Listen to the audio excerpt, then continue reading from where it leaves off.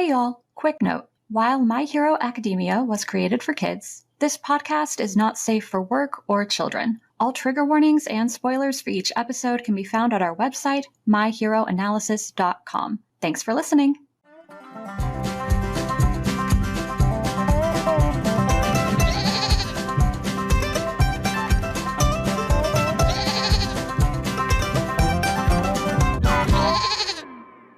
Hey y'all, this is My Hero Analysis, a podcast about My Hero Academia, aka Boku no Hero Academia. We are three grown adults who mine Japanese children's cartoons for serotonin because God knows our brains aren't making it naturally.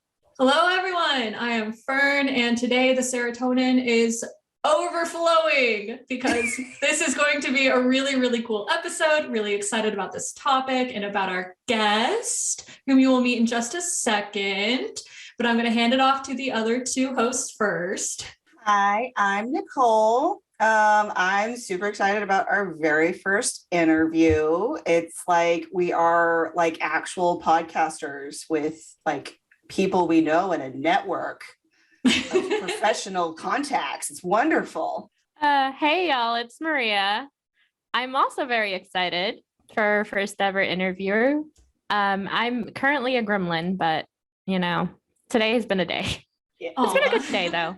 Yeah, you got to be a gremlin sometimes. Got to get the blankets in the darkness.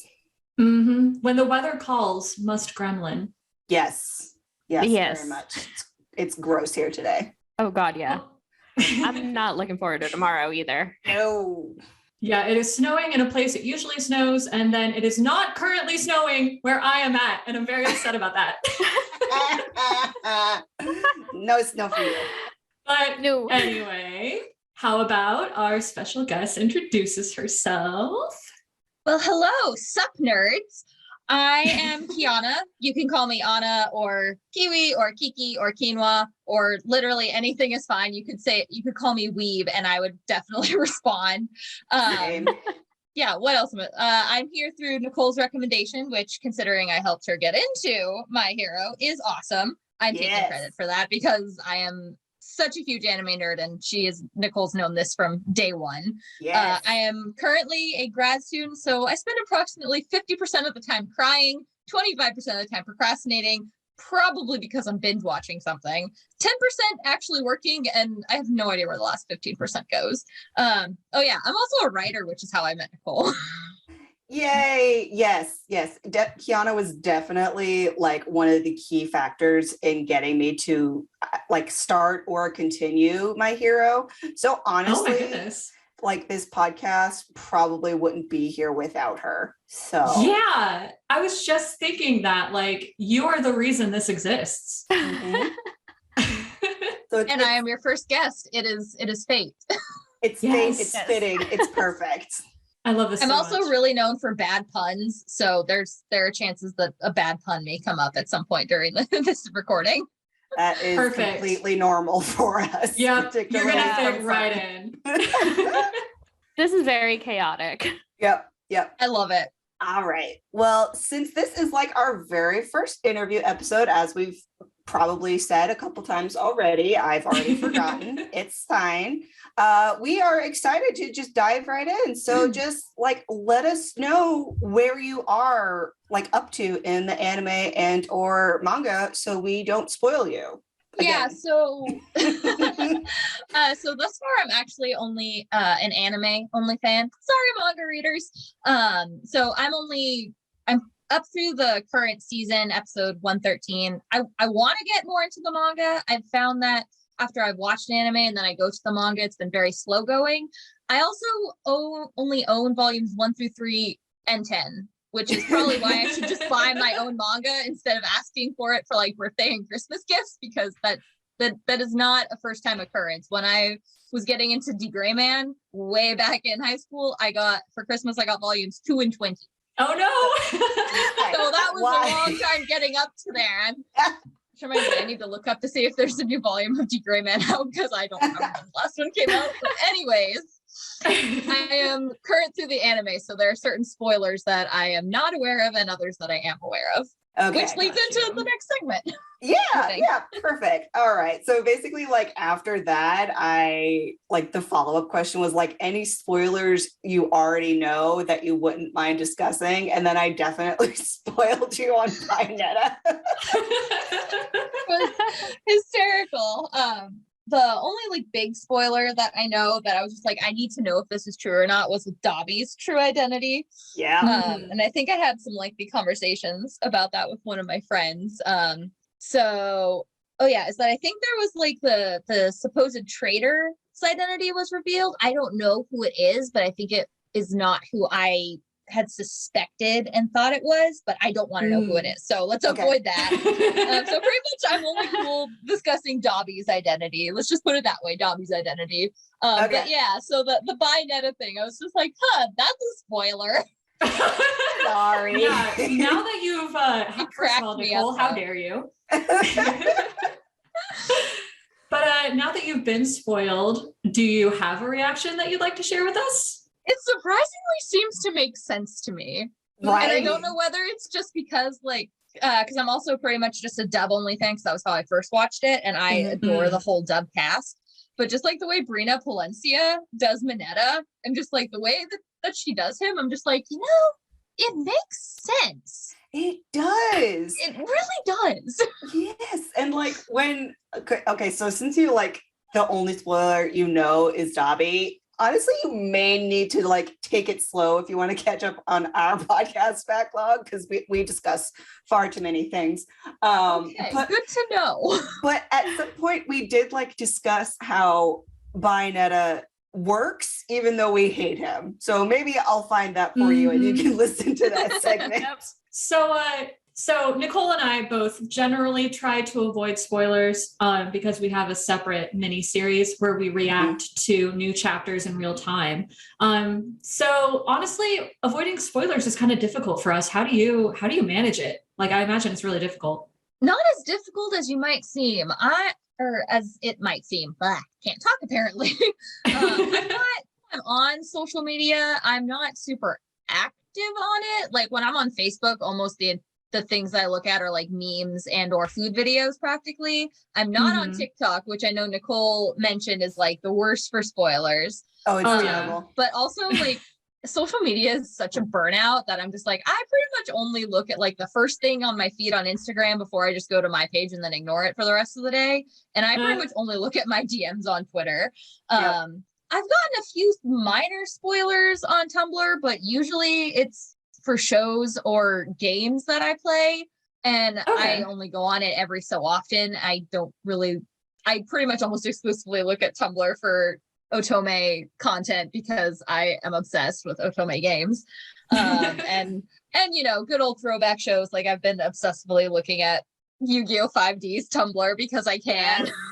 But I think the like most places I encounter spoilers are like when I first bring up Google, like on my phone or something, it has like those little articles beneath that I'll sometimes click on. But I'm usually pretty good about not seeing what the spoilers are or resisting it. The worst I get spoiled on is when I go onto like Wikipedia or something when I'm like trying to look something up, because that's definitely how I got some pretty major Attack on Titan spoilers. So Oh my God. I don't know how I managed to avoid spoilers, but somehow I manage it. Well, just continue to stay off of TikTok and Twitter Yep. for My Hero spoilers specifically, and you'll be fine. Yeah. Nicole and I are addicted to TikTok. Yeah, and I'm just the Thus our weirdo over problem. here that doesn't care. Yeah, So- like Maria somehow doesn't care about spoilers. So if Mhm. like she usually knows the spoiler before we read the chapter. So she's It's like, a skill. it is a skill. We don't know how you do it. So basically she's like, as we're waiting for the new chapter to drop, she already knows like from the Japan language leaks. So Just like waiting in her little gremlin cave, just waiting to see your reactions to it. yes. yes, Exactly. That's it. Pretty much, yeah. Exactly. I just wait until like the chat explodes and they're like, oh my God. And I'm like, okay, yeah, they saw. They saw it. All right. So let's just kind of get right into it. So because you're like a professional geologist, let's start with all the rock stuff. We are all, but especially Fern, Yes. eager for both some pseudoscience and fake science debunking, as well as just general geology and lava knowledge. So let's start, like, who has your favorite rock-based or otherwise science-based quirk kind of in that line, and also who has the worst one and like the most fakey one? Oh, let's see. Well, I probably should just do a quick clarification. I'm not technically a professional geologist because to be considered a pro, I'd have to take a standardized test that basically tells me whether or not I know my stuff. And if I pass, I would get a license. So kind of like the provisional license exam in My Hero, kind of. Okay. Except I've never been good at standardized tests. And since I'm trying to move more into museum career, I'm just like, not for me at this point in time. But also the test is like 80% hydro, which water is boring, and engineering, and 20% literally everything else, which we're not going to get into my very strong opinions on why that's so ridiculous. We're not here to talk about my opinions on the ASBOG. We're not getting into that because Oh my God. my friends and I can go on for hours about that. I love that. I love when people have like really strong feelings about something that I know nothing about and never interact with. Oh yeah. There's plenty of background on why I have such strong opinions. But anyways, going back to like the science-based quirks and whatnot, it's such a tough one because there's so many characters and there's so many characters that I can't remember them half the time. And Yep. really, aside from like Kirishima, a lot of the geology like base quirks don't get much screen time, so it's really difficult to remember. But definitely, I love Kirishima's quirk because it's so cool how he could just like harden his skin and like basically just be a human shield. It's amazing. Mhm. But also like Pixie Bob, her earth flow, oh my word, amazing, because it's basically earthbending and I want it. Yes. I remember during the provisional license exam arc, I was definitely a fan of Shindo's Vibrate because basically it's an earthquake quirk and I am obsessed with earthquakes. That is why I am in my current field. Well, partially why I'm in my current field. No, you cannot have my water cat. Sorry. One of my cats is on the desk and she's adorable, and I may or may not have named her Earhart, so I could call her Airy after the most adorable character in My Hero. Not gonna lie. Oh. Hello, Yeah. Mary. I say hello. She does not care. Anyways, there was that crystallized quirk in the Shie Hasaikai arc, but I don't remember much about it aside from thinking it was amazing because who doesn't love crystals? And then Snatch of Sand quirk has always been really cool, but it's too bad he's in Class B or else we'd get to see it more. I think I answered it, but honestly, there's so many science quirks that I'm just like, which one is like the most fake, which one's not? I have no idea because I can't remember half the quirks half the time. That Totally is fair. And for listeners, I went through like the fan wiki at the bottom of the document and just listed out all the quirks that seemed kind of rock or geology based. I love you. Because I am the overachiever that I am. So that's where we got all of those. Snatch is actually not in Class B. He's the sand guy who gets murdered by. Spoiler. Oh yeah. Yeah. I'm getting that mixed up with the one person from Class B. Wow, my memory is clearly not as good I as think you're Nicole's thinking here. of Mudman. That's probably the one I'm thinking of, but Yeah. whoops, my bad. No, it's okay. It's They all good, all it's run all good. together. For real. See, there's so many characters. Like I thought I had a lot of characters in my writing. So Yeah. Horikoshi's got you beat. There's so many. yeah, there are so many. I appreciated that list, Nicole, to remind me of who had what quirk because I had forgotten pretty much all of them except Kirishima. Yeah, it's like unless they're Totally on fair. screen, we don't know them. Yep. Still don't remember Sand Guy. No clue. He's got a I'm great sorry, mustache. Sand Guy. I'm sorry I mixed you up with the dude from Class B. I mean, I don't think he cares because I'm pretty sure he's dead. So it's All right. So, like, kind of bouncing off of Kirishima, like, do you have any opinion on how his like hardness quirk is related to mineral hardness or like the Mohs hardness scale? I don't know if I pronounced that right, but that's what came up on Google in relation to Kirishima. So, I was really hoping you knew how to pronounce that because I also need to ask, what is the Mohs hardness scale? So lucky for you, you guys are pronouncing it correctly. It is the Mohs Yay. hardness scale. And it's the scale that we use to classify how hard a mineral is. So also quick clarification that minerals are the building blocks of rocks. In other words, minerals make up rocks. So please do not, for the love of God, do not think that rocks and minerals are synonymous. If you do, I will come after you with all of my TA lecture slides. I will literally come after you with those.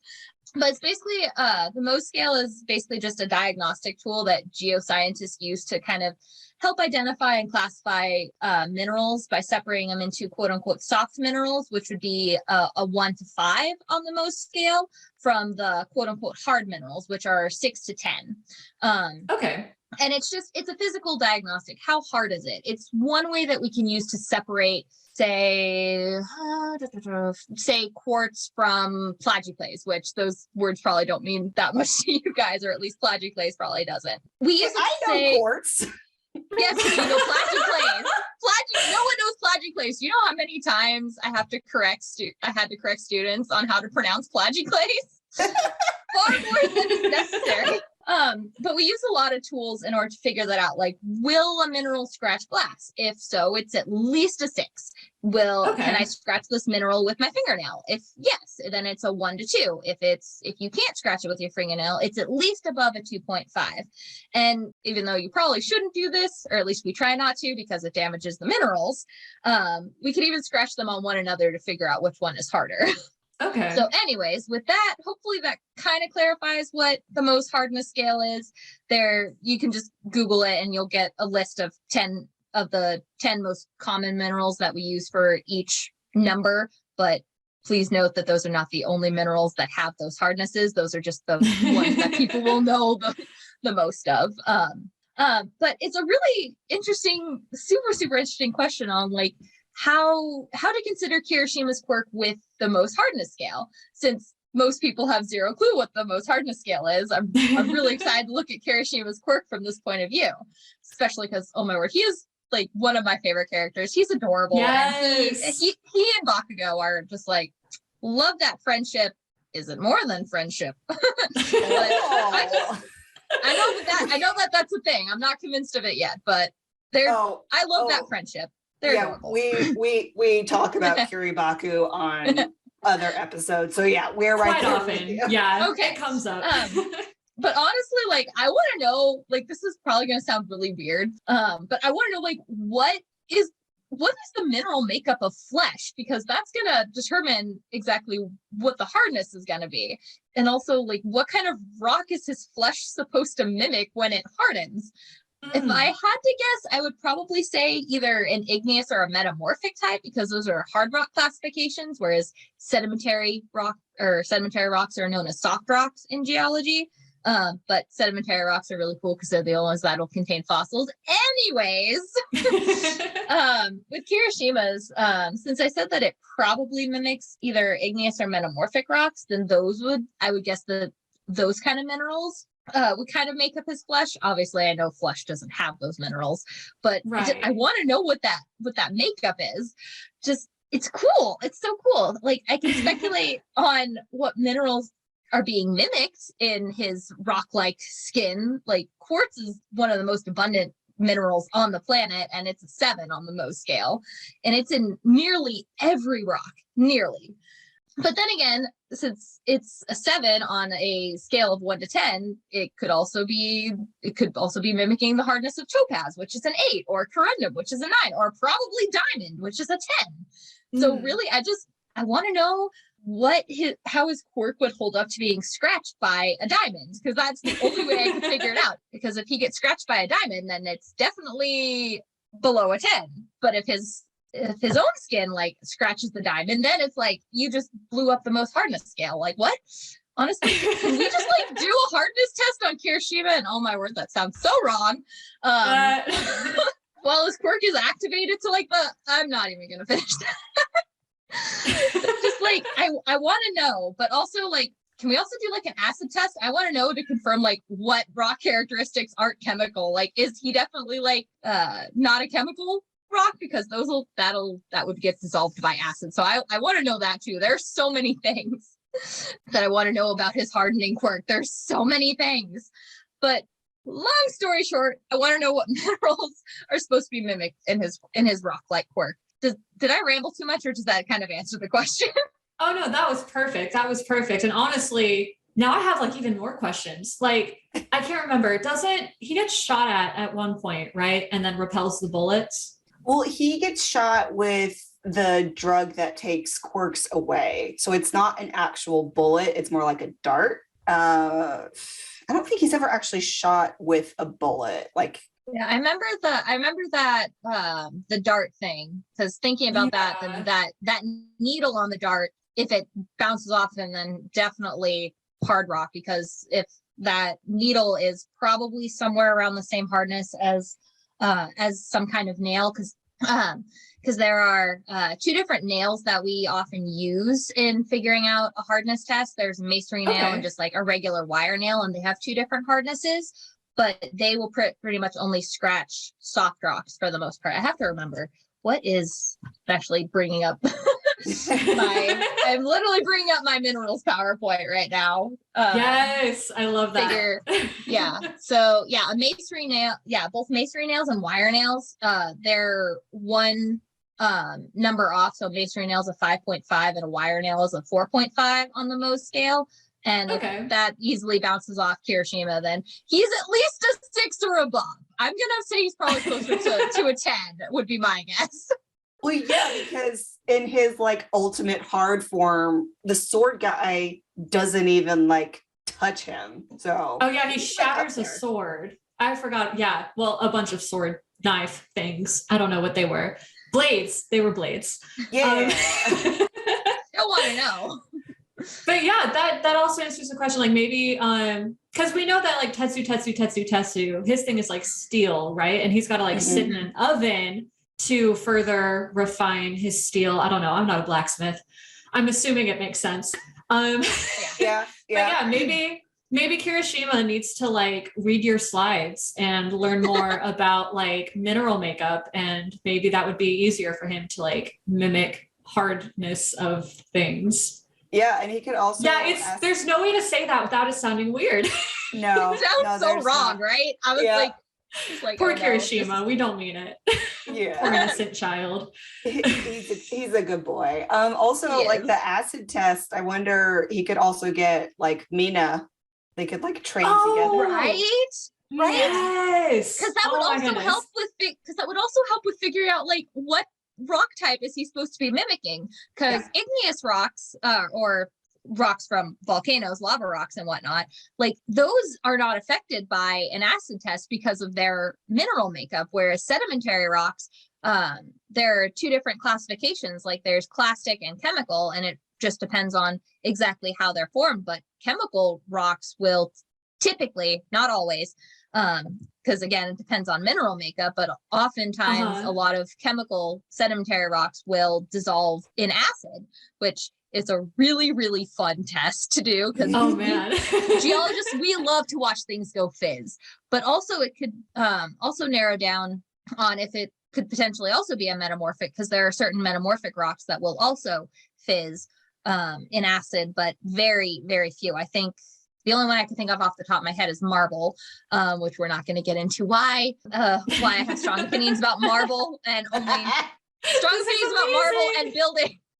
We don't want to use marble as an exterior building material, and you don't want marble for your headstone. Let's just put it that way.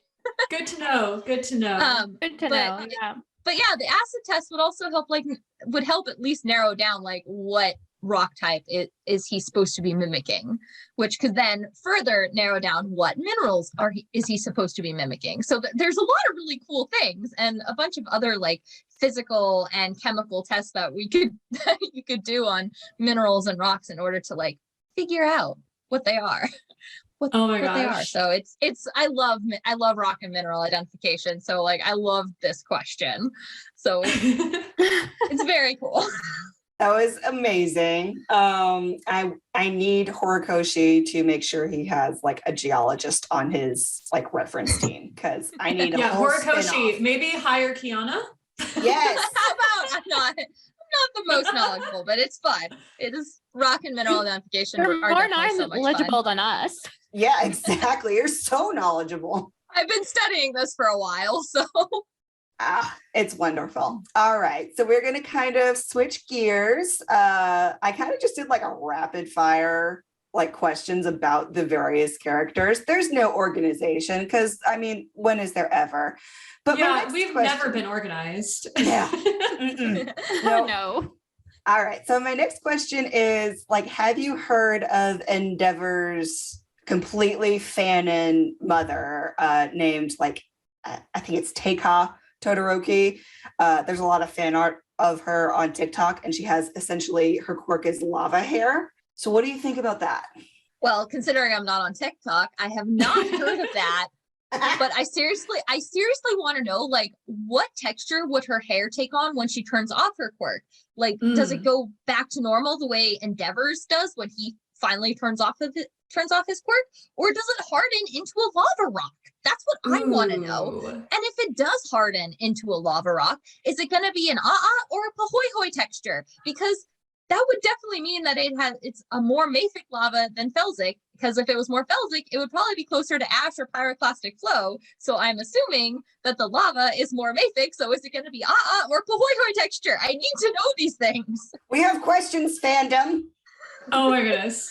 Okay, first of all, you just became the coolest person in the world for being able to say that sentence and like know what you're talking about. I do not know what you're talking about, but I would love to know what you're talking about because lava is the shit. What do those words mean? So and Pahoehoe are, again, they're just different textures of lava rock when it cools on the surface. So when lava is beneath the surface, we're going to call it magma. And once it reaches the surface, then it's lava. So cool thing for you guys to know. But is a coarser, rubbly texture. There are some really great images from the Kilauea eruption in 2018 with those lava flows. And just like you can see how crumbly it is, or some of it. But then Pahoehoe has a more rope-like and a quote-unquote smoother texture to it. They're both really cool to look at. Probably the best known place that you could look at these are the Hawaiian volcanoes. They're probably best known in part because and Pahoehoe are from the Hawaiian native language. Right. Because one thing with Pahoehoe texture, it's also called Pele's hair because of the Hawaiian volcano goddess Pele. They trying to remember like the exact wording of this from all of my classes is that the in mythology, like that was kind of the texture her hair took on. So then so like natives, when they saw that texture, that's why they started calling it Pele's hair. Okay. And then just, I'm not sure if you also had questions about like ash and pyroclastic flow, but ash is also pretty simple. It's a more silica based type usually eruption. So if you think of like and volcanic ash is basically just microscopic glass. So if you think about eruptions like the 1980s Mount St. Helens eruption, like all those images, or like the really famous images from the 1991 Pinatubo eruption in the Philippines, that giant cloud is basically entirely ash. It's not entirely, so but almost. It's like a ton of glass, like ash glass? Basically, because it has to go back to like mineral formation, has to do with like how water interacts with lava and whatnot, and the composition of the lava. So it's almost entirely ash, ash is volcanic glass. It's really cool. And a pyroclastic flow is basically like when that giant ash cloud collapses and just runs down the volcano's flank, and it's definitely, you don't want to be near because you will die. because it can travel like hundreds of kilometers per hour. It is one of the most destructive parts of the eruption. Like, again, I mentioned the 1980 Mount St. Helens eruption, like that burnt scar-like landscape and forest devastation. That's for almost entirely from pyroclastic flow. Not entirely, but a very like vast majority. Like if you look at those images afterwards, like it's amazing. It's amazing. Pyroclastic flows are amazing to look at, but you definitely don't want to be caught in one because again, you will die. Yeah. Oh my yeah, God, that you is can die. amazing. Blowing my mind. But yeah, but the different lava textures definitely come from essentially the mineral makeup of the lavas themselves. So like I mentioned the word mafic earlier, that those Mhm. lavas are a lot are more rich in a lot of heavier elements like magnesium and iron, which is actually how we get the word mafic from the Ma in magnesium and then iron ferrous. So mafic. Oh. Whereas with felsic type lavas, we're going to have a lot more of like silica and feldspar. So that's how we get the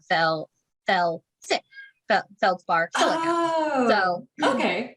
they have a lot different makeups and like how they're formed within essentially the belly of the earth and in volcanoes and just around the world. That's how we get those two different compositions. So I think I rambled a little bit there, but hopefully that answers those questions. That was Oh yeah, no, amazing. that was great. Yeah. Thank you. I learned a lot. Yes, this is wonderful. Also, Fern would like to know about the volcano that you studied for your master's, also known as the Gremlin, so very apropos. So for my master's project, I have been working with this small volcano in the very western Aleutians up in Alaska. It's called Garaloy, but when I was first getting into the project for like 2 weeks, I completely forgot its name, like when I was still deciding it. So I just remember it started with a G and it acted really weird. So I just started calling it Gremlin. So it has become my Gremlin volcano. And love it. with it, I've actually been studying the seismicity. So like the earthquakes around Right. the island and trying to figure out like what exactly is causing these. So I looked at 16 years of data. I have wow. relocated almost 5,900 earthquakes. Oh, Oh wow. my gosh. Yeah, it's been a lot. I'm in the final stages of like actually writing things up and like theorizing like what exactly is going on at this volcano, what geophysical processes in the volcano are causing all of these little tiny earthquakes to happen, and yet there's no eruption. It hasn't erupted. The last confirmed eruption was like 1986, or no, not 1986, 1989. There was a possible eruption in 96, but it was not confirmed because it's so remote that a lot of the eruptions have like vague descriptors at best, like belching smoke or belching fire and whatnot. But it hasn't Right. erupted since the seismometers were installed.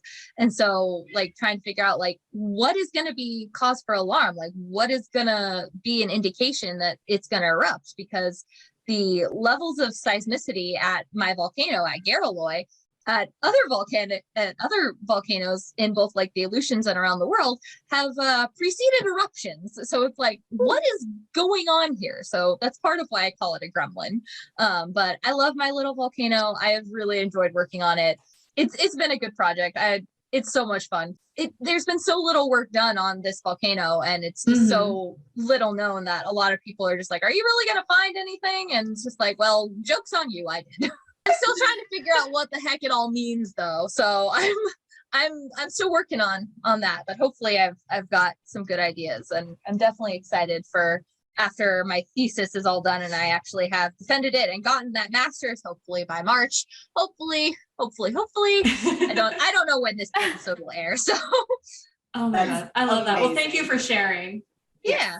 All right. So kind of pivoting now back into just My Hero stuff. What is your favorite quirk and or character, regardless of rocks or volcanoes or earthquakes? Just who's your fave?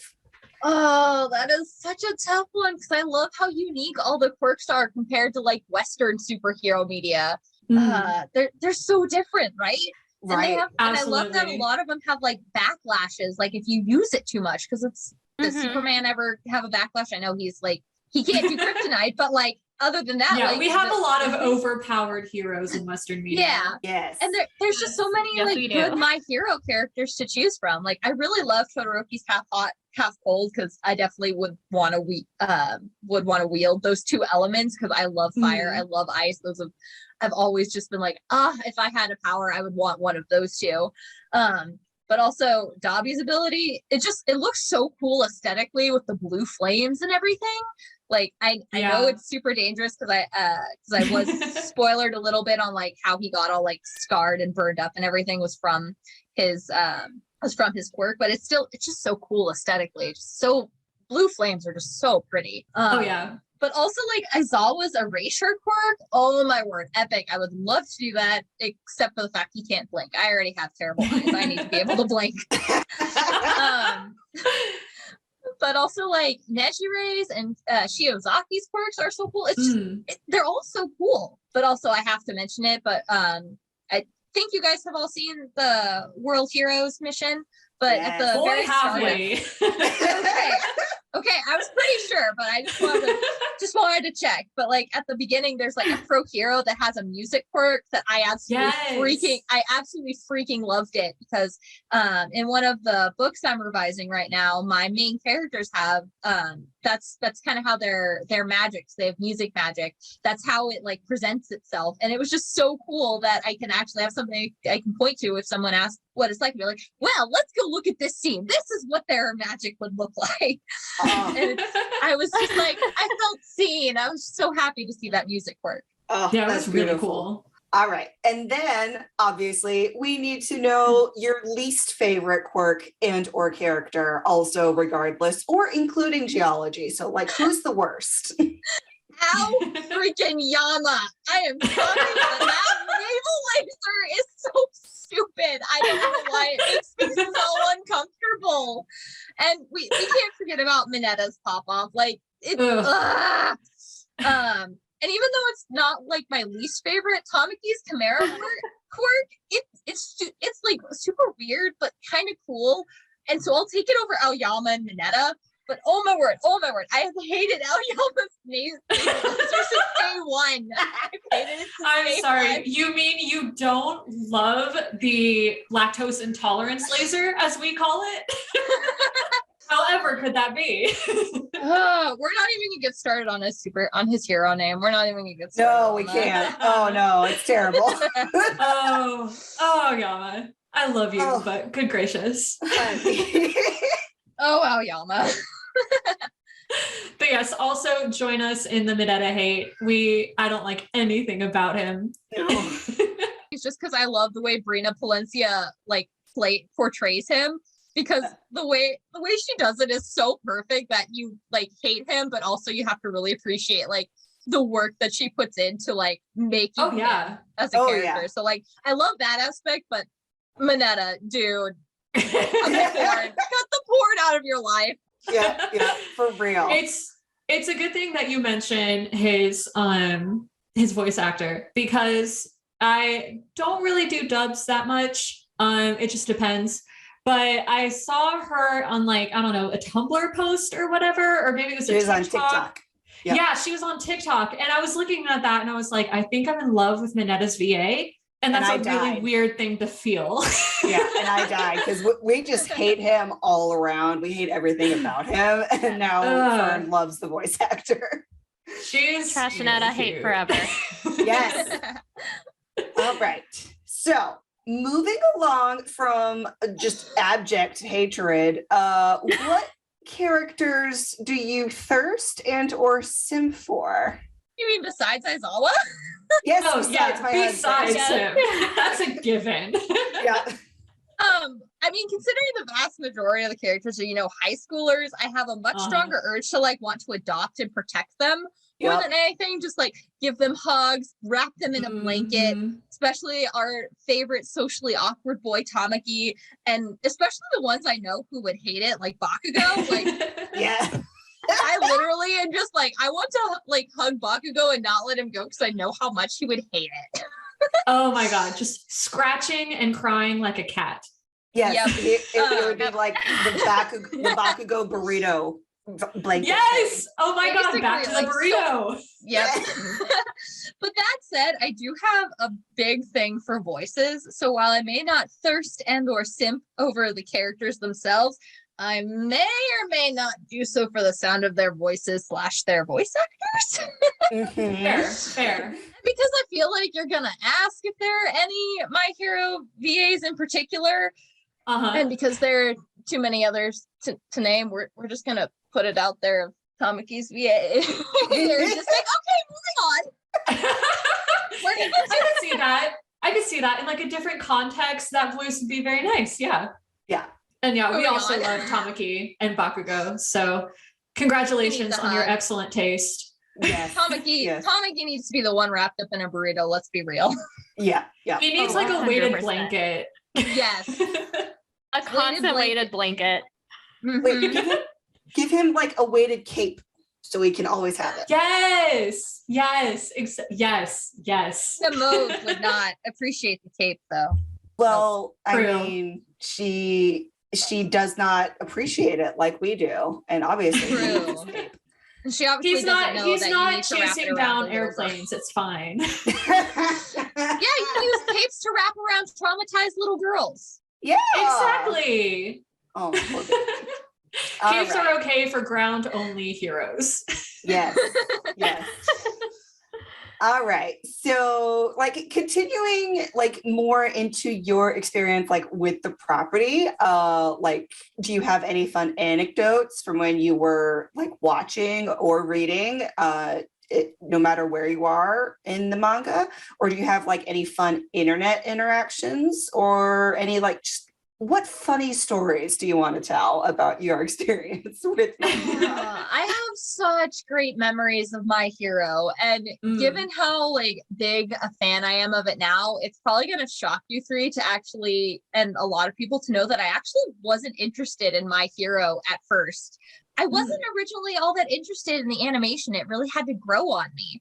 Mhm. But my junior year at my undergrad, I was president of my university's anime club, and we voted to watch the first season thanks to my VP suggestion. So thank you, Amanda. I'm giving you a shout out there. But oh my word, I absolutely love it now. I've even gotten like my dad into it, and he will do an All Might voice. It's great. Oh my God. Dads It's love amazing. All Might. They really do. Like, and it's like freaky how amazing my dad's All Might voice is. And I keep telling him that when he retires, like he ought to like walk in on his last day and do the All Might's catchphase. I think it'd be Oh my God. hysterical. Yes. But also probably like one of my favorite memories is definitely the Deku muscular fight.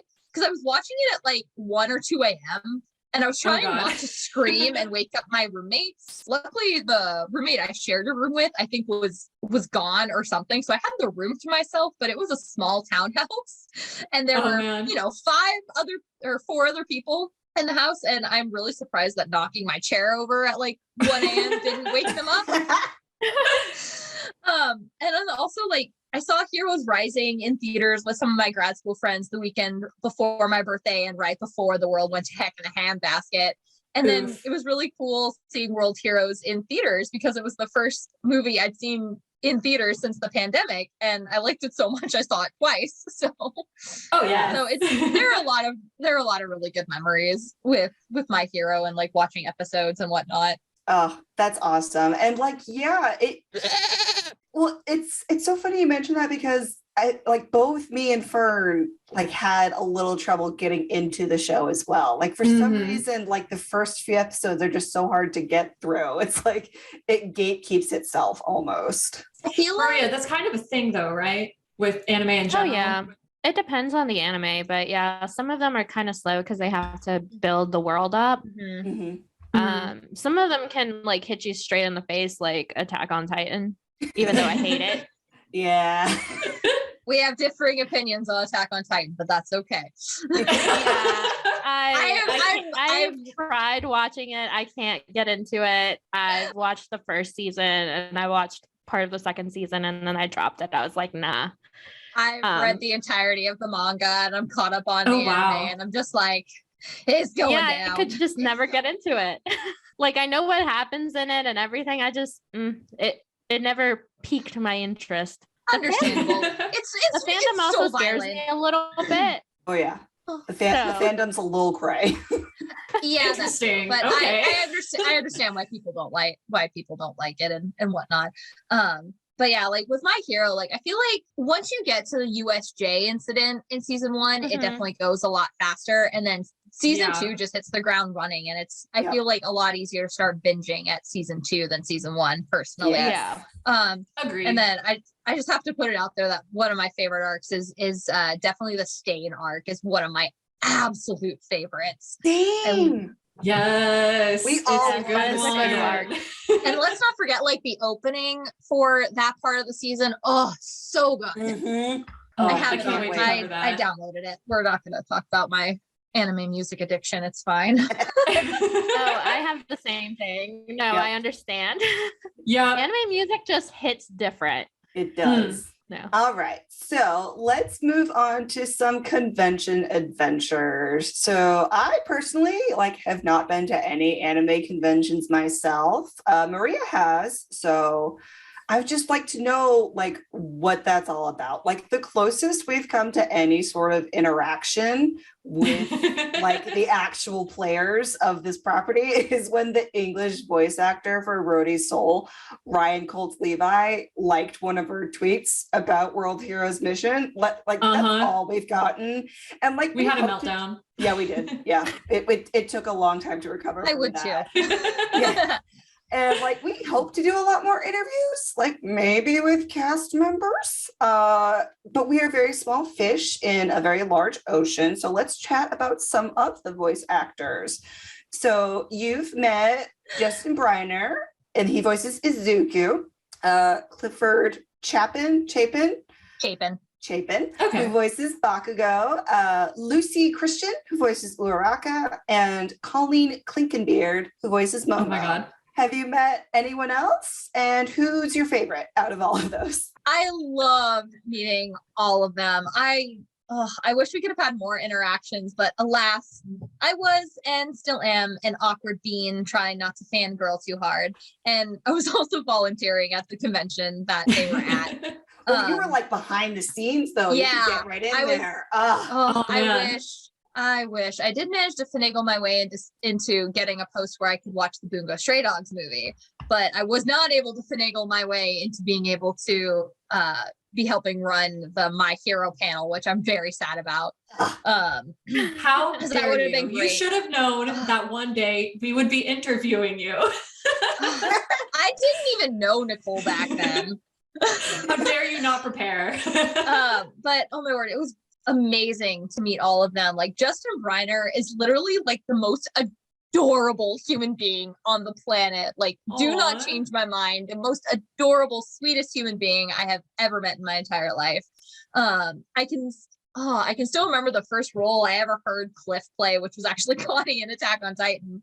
And so now I just get super excited whenever I hear he's either directing or acting in a show. And I actually did go see his panel about what it's like to be a director on an anime and whatnot, which that was Oh. really cool seeing, getting to hear essentially the backstage of the anime industry. It was really cool. And just, oh my word, I have admired both Lucy and Colleen since I was in high school. So getting to meet them was an absolute dream. I got photos with all of them, and it was just amazing. I was a very happy anime fan those Aw. days. It was Oh my it was goodness. amazing. I think I've shared them with Nicole, but I have pictures with both. I have actually multiple pictures with me and Justin. And then I have one of me and Justin and Cliff at their autograph table, and then one of me and Lucy, and one of with me and Colleen, and it's just it was amazing. I loved all of them, so it was absolute dream. Yeah, conventions are a lot of fun, and I'm super jelly you got to meet so many voice actors. It's been on my list of things to do at a convention, but I usually only go for a day because sometimes it gets a bit much with all of the people around. Yeah, and it's expensive. Yeah. Oh yeah, even for a day pass. Yeah, that was the nice thing about volunteering is I essentially got trying to remember exactly because this was back in 2018, so I can't remember the exact details, but I either got like a super discount for attending, or like I essentially got to attend for free because I was helping run it. Nice. Interesting. Nice. Good to It was know. really cool. Like it was a ton of fun. Even though I missed out on a lot because I was helping run it, it was also a lot of fun. Oh, that No, sounds that sounds Yeah. amazing. All right. So of those folks and like of anybody else, who seemed most and least like their characters, like either for MHA or on other animes that you've seen? Have you met anyone else that you would like to say how awesome they were? Again, I was volunteering and all the actors were so busy. And since I missed the MHA panel, it was kind of hard to see like exactly how similar are they to their characters. But probably Justin and Lucy have personalities that are most similar to Izuku and Uraraka, I had to guess. Oh, I had to guess. Okay. yeah, And I remember there was, no, it's fine. I remember there was a tweet that went around like afterwards on one of the conversations that they had during that panel. And it was, it had to do with Bakugo and like someone, I can't remember which one it was, but it was like, someone's like, I ship Bakugo with therapy. And someone was like, I ship Bakugo with Xanax. And it was really funny. I was about to say, are any of us surprised that Bakugo's VA is also like a tryhard and ambitious and does a lot of cool things? Probably not. And then there was a con I went to like way before My Hero was ever an anime or anything. I think that this was back in 2013 was my first very small anime convention. And I actually got to meet Coda, his voice actor Greg Ayers, which was amazing because he's played some of my favorite characters in other anime that I've watched. So that was amazing. I got to have a pretty nice conversation with him after his panel, which was amazing.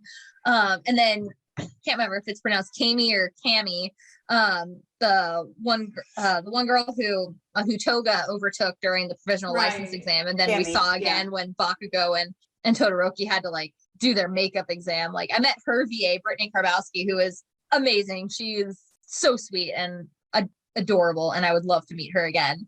And I just really hope that the world can get back to a better place, because I really want cons to happen more regularly again, because I'm dying to meet so many voice actors because they've just been such a huge influence on my life and everything, and I just want to be able to meet them because they just seem amazing. Oh, yes. One day this pandemic will end, hopefully. One day. Probably not. But We have to be a little optimistic. sorry. We'll get there. All right. So any other fun convention or fandom moments that you want to tell us about? I definitely want to try to get back into like interacting with other anime fans and voice actors on like Twitter and whatnot. But again, I'm such an awkward person and it's so daunting. But the few interactions I have had on Twitter with some voice actors were definitely a lot of fun. And I think the ones that stand out the most are, I had a few back and forth tweets with Blake Shepard a while ago. He had a very small role in the provisional license exam. Okay. I know him from a bunch of other anime. And then I had a very, very brief Twitter interaction with Aaron Dismuke, Tamaki's voice actor, in one of my tweets about Dr. Stone, because he plays the main character there, which was just, it kind of made my day. It was awesome. So what happened there? So I honestly don't remember exactly the interactions I had with Blake Shepard, but I just remember they were always really fun, usually involved gifts, and probably mentioned either my undying love for Fibrain or somehow managed to bring up Food Wars, because yes, I love Food Wars. Do not get me started. It's amazing. Oh, I love it too. I'm rewatching the show. It's great, but all like the interactions I've had with Blake Shepard have always been great. From what I've seen, he's really great about interacting with fans and whatnot. And Awesome. In regards to the Dr. Stone tweet and Aaron Dismuke, I literally was just like raving about how amazing Dr. Stone was when I was like first watching it, and I had like a list of 10 things, and like every other thing on my list was like the geology, the science, how Senku reacts to the geology. And one of my points was definitely the amazing dub acting. And so I tagged Aaron Dismuke in Funimation, in it. And he just dropped a very quick thank you in the comments. So it was an Aw. exciting day. Oh, that's nice. Because I would have loved to have like tried to continue the conversation, but again, I'm super awkward. But I've also like never felt more seen as a geologist and a person than how Aaron Dismuke portrayed Senku's excitement for minerals and pronounced them correctly. I was so excited because they were like super specific. It was like galena and corundum. And I was like, oh, there's actually like it's galena and corundum. I know what those are. You know what those are. I was so excited. It was a great day. I love that episode. That is amazing. Oh, But yes, all of like Senku's excitement for science and the way Aaron Dismuke just like portrays that excitement, just like I love it so much. It is amazing. oh, that is beautiful. All right. Also, we've already discussed my opinions on the sound of Aaron Dismuke's voice, so that Yeah. It doesn't hurt at all. Oh, definitely. All right. So now, as we wind down, we usually close out our episodes with like fan theories and stuff like that. So, do you have any fan theories that like you really love, or any theories that you refuse to believe? So I don't have any for My Hero, but I definitely have some for Attack on Titan and Fibrain. Like Attack on Titan, like Historia's child is definitely Aaron's. I'm sorry. That is no one can convince me otherwise. No one can convince me otherwise. And then my theory in Fibrain is that Kaito and Jin are related, but it's such a small anime and so few people know it, so hardly anyone would probably understand that reference. And then again, I have very strong opinions about stuff like Yu-Gi-Oh! 5Ds and Beyblade, but I don't have much in the way of fan theories or theories I refuse to believe in My Hero for the moment. But if I'm ever back, I may have different opinions. Yeah, it must be Yu-Gi-Oh! nice. 5Ds is the best Yu-Gi-Oh! That is It's the Yes, only it one is. I've ever watched, and I've been rewatching it lately. So I watched the Gosh. original Yu-Gi-Oh! The one after that, and 5Ds. 5Ds is still the best.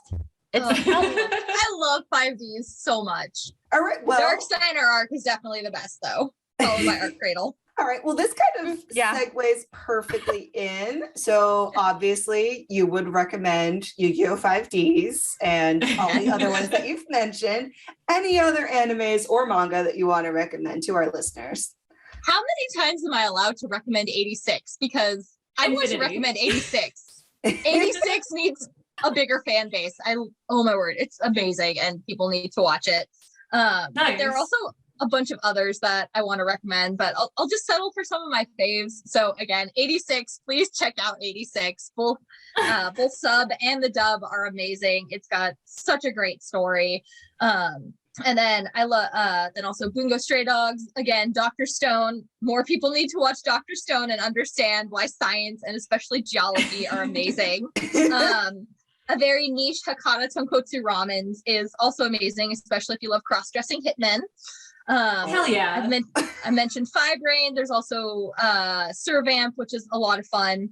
Lots of vampires in that one, and it's a very fun show. And then I have, because it's one of the few animes that always makes me cry no matter how much I watch it, Romeo and Juliet, where And is an X. It's amazing. So Romeo X Juliet is absolutely incredible, and if you want to cry at the end, you will not be disappointed. And if anyone needs a good rec for anything else, I've got tons more for almost every genre. So Oh, I will Hopefully I didn't definitely go be overboard. messaging you separately for even more. Like I've got a list from Maria, but like we can always make that list bigger. yes. always. I've gotten more than one friend who originally never watched anime into anime. So Nice. I have a good track You're the gateway record of friend. converting. I've got a good record Yes. of converting people. All right. All right. Well, is there anything that you're working on that you'd like us to like plug or have our listeners send you good vibes for? That I can finish all of my thesis revisions and defend before the end of winter quarter. That is my goal. That I potentially get into my next grad program, and maybe that I finish up my book revision soon, question mark. Is that maybe a little too much to ask for good vibes for those? Absolutely not. Not Nope. too much to ask. Send Awesome. all the vibes, all Yes. the very best of the vibes. I appreciate it. Yes. All right. Well, is there any final comments? Anime is amazing. My Hero Academia is amazing. And you guys are amazing for letting me guest. Thank you so much for having me. Oh my God. Thank you so much for agreeing to do this. You are amazing for being here. This was wonderful. We learned a ton. Thank you. We loved having you. Yeah, it was fun. I had a lot of fun with this. I learned a lot. Yes, all of the geology information was wonderful. All right, this has been My Hero Analysis. You'll hear us again soon. And in the meantime, go beyond plus ultra, especially on bonus episodes. Bye, y'all.